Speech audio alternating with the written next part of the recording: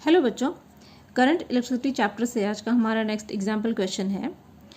Find the time of relaxation between collision and free path of electrons in copper at room temperature given resistivity of copper equals to 1.7 into 10⁻⁸ ohm meter. Number density of electrons in copper is equals to 8.5 into 10⁻28 per meter cube. Charge on electron equals to 1.6 into 10⁻⁻19 coulomb. Mass of electron equals to 9.1 into 10⁻⁻31 kg and drift velocity of free electron equals to 1.6 into 10⁻⁻4 meter per second. इस question में हमें find क्या करना है?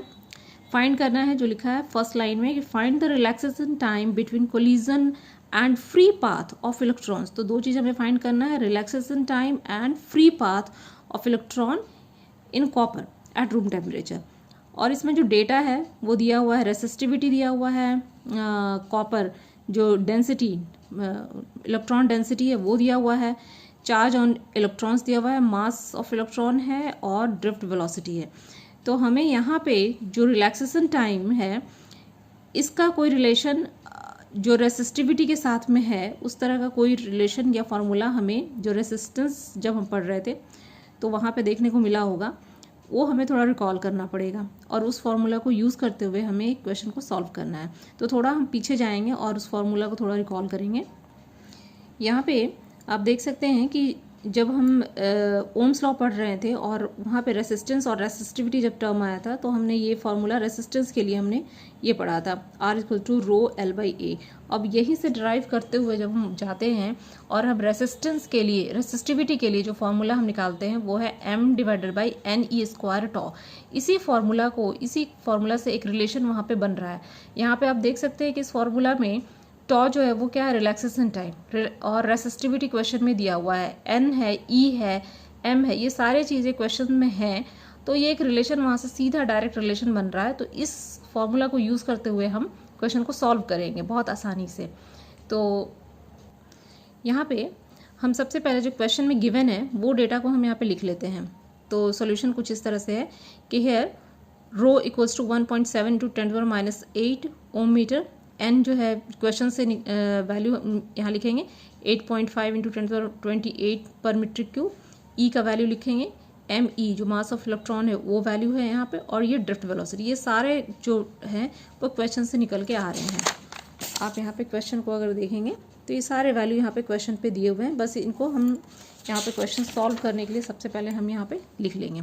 उसके बाद resistivity का जो फार्मूला भी हमने देखा, ρ=me/ne²τ। ये फार्मूला याद होना ज़रूरी है क्योंकि इसी से बहुत आसानी से बन जाएगा क्वेश्चन। अब यहाँ से देखेंगे कि ये रिलैक्सेशन टाइम हमें फाइंड करना है और यहाँ पे बाकी ये चीज़ हमारे पास है, ये है और रेसिस्टिविटी भी है। ये सारे टर्म हमारे पास में है, क्वांटिटी जो है, बस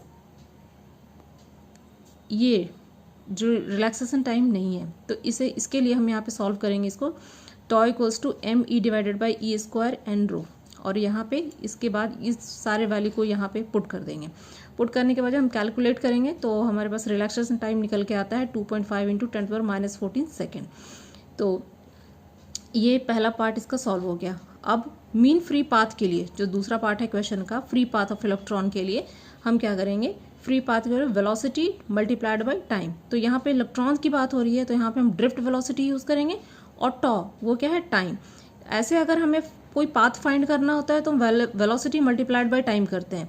ठीक उसी तरह से यहाँ पे drift velocity multiplied by time यानी कि रिलैक्सेशन टाइम, और रिलैक्सेशन टाइम जो हमने ये निकाला है ये यहाँ पे मल्टीप्लाई करेंगे ड्रिफ्ट वेलोसिटी के साथ में जो क्वेश्चन में दिया हुआ है। जब मल्टीप्लाई करेंगे तो हमारे पास निकल के आता है 4.0 into 10⁻10⁻18 मीटर। तो इस तरह से हम दोनों पार्ट को सॉल्व कर सकते हैं। आई होप आपको ये समझ में आ गया होगा। अब हम दूसरे क्वेश्चन की तरफ चलते हैं। आज का नेक्स्ट क्वेश्चन है, An aluminum wire of diameter 0.24 centimeter is connected in a series to a copper wire of diameter 0.16 centimeter. The wires carry an electric current of 10 ampere. Find first current density in the aluminum wire, second drift velocity of electrons in the copper wire, given number of electrons per cubic meter volume of copper is 8.4 into 10^28. अब इस question में सबसे पहले तो हमें क्या find करना है, हमें फाइंड करना है current density in aluminium wire और उसके बाद ड्रिफ्ट वेलोसिटी, ये फाइंड करना है। और जो दिया हुआ है क्वेश्चन में aluminium wire of diameter, aluminium wire और कॉपर वायर दो तरह के वायर हैं जो कि सीरीज में कनेक्टेड हैं। एल्युमिनियम वायर का जो डायमीटर है वो दिया हुआ है, एक तरह से थिकनेस समझ सकते हैं 0.24 सेंटीमीटर, और कॉपर वायर का दिया हुआ है 0.16 सेंटीमीटर। एल्युमिनियम वायर मतलब कि थोड़ा मोटा है और ये थोड़ा पतला है, और ये करंट जो the wire carries an electric current of 10 ampere, और वायर में जो करंट जो फ्लो कर रहा है वो है 10 एम्पियर का। तो यहाँ पे एक तरह से डायमीटर है दिया हुआ है और करंट दिया हुआ है, और हमें फाइंड करना है current density in aluminium wire और drift velocity of electrons in copper wire. Given number of electrons per cubic metre volume of copper is 8.4 into 10^28। यहाँ पे n की वैल्यू दी हुई है। अब इस क्वेश्चन को सॉल्व करते हैं। तो सॉल्व करने के लिए radius of aluminium wire a लिखा हुआ है यहाँ पे, aluminium wire is r equals to 0.4 divided by 2। Diameter को हाफ किया गया है और इसे मीटर में कन्वर्ट किया गया है, तो 0.12 इंटू 10^-2 मीटर। अब इससे हम एरिया ऑफ क्रॉस सेक्शन निकालेंगे एल्युमिनियम वायर का, तो A equals to pi r square.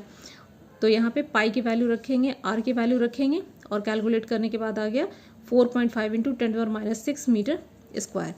अब जब A निकल गया तो, और करंट हमें पता है, तो करंट डेंसिटी निकालेंगे J equals to I divided by A। I जो है करंट है जो कि दिया हुआ है क्वेश्चन में, 10 एम्पियर का करंट फ्लो कर रहा है, और A जो है एरिया ऑफ क्रॉस सेक्शन है, तो करंट डेंसिटी निकल जाएगा 10 divided by 4.5 into 10^-6 equals to 2.2 into 10^6 ampere per metre square. तो ये इस तरह से फर्स्ट पार्ट जो है क्वेश्चन जो है current density in the aluminium wire, ये निकल जाता है 2.2 into 10^6 ampere per metre square, ये करंट डेंसिटी निकल गया। अब जो सेकंड पार्ट है ड्रिफ्ट वेलोसिटी निकालना है, तो area of cross section of CU wire, again हम एरिया ऑफ क्रॉस सेक्शन निकालेंगे। उसके लिए जो कॉपर वायर है जिसका डायमीटर दिया हुआ है 0.16 सेंटीमीटर, इसको डिवाइड करेंगे 2 से, R निकल जाएगा हमारे पास में, और उसे फिर हम एरिया ऑफ क्रॉस सेक्शन निकालेंगे, तो A equals to pi r square. तो 0.16 को 2 से डिवाइड किया गया तो आ गया 0.08, इसको मीटर में कन्वर्ट किया गया तो मल्टीप्लाइड बाई 10^-2, और इसको पाई से मल्टीप्लाई करके इसका स्क्वायर किया गया है R का, ये R है। तो पाई r स्क्वायर से निकल गया 2.0 इंटू 10^-6 मीटर स्क्वायर। ये area of cross section of copper wire निकल के आ रहा है। और also n equals to, n जो है वो दिया हुआ है 8.4 इंटू 10^28 पर मीटर क्यूब। यहाँ पे number of electrons per cubic metre volume of copper is 8.4 into 10^28, ये दिया हुआ है क्वेश्चन में ही। तो क्वेश्चन से हमने ये लिख लिया। E जो है चार्ज ऑन इलेक्ट्रॉन कांस्टेंट होता है 1.6 इंटू 10^-19 कूलम। I जो है वो दिया हुआ है क्वेश्चन में 10 एम्पियर। अब ये जो वैल्यू है इससे हम ड्रिफ्ट वेलोसिटी फाइंड कर सकते हैं, VD जो कि ड्रिफ्ट वेलोसिटी है। Drift velocity equals to I divided by ENA, और यहाँ से हम सारा वैल्यू यहाँ पे पुट कर देंगे। I जो 10 है डिवाइडेड बाई E की वैल्यू पुट कर दिया, N की वैल्यू यहाँ से पुट कर दिया, A की वैल्यू जो है वो ये है 2.8, इस वैल्यू को यहाँ पुट कर दिया, और इसके बाद इसको कैलकुलेट किया गया है। कैलकुलेशन के बाद आता है 3.7 इंटू 10^-4 मीटर पर सेकेंड। तो ये निकल के आया इसका ड्रिफ्ट वेलोसिटी। तो इस तरह से हम इस क्वेश्चन के दोनों पार्ट कर सकते हैं बहुत आराम से। आई होप आपको इसमें कोई डाउट नहीं अब भी होगा और आप आराम से इसे कर सकते हैं।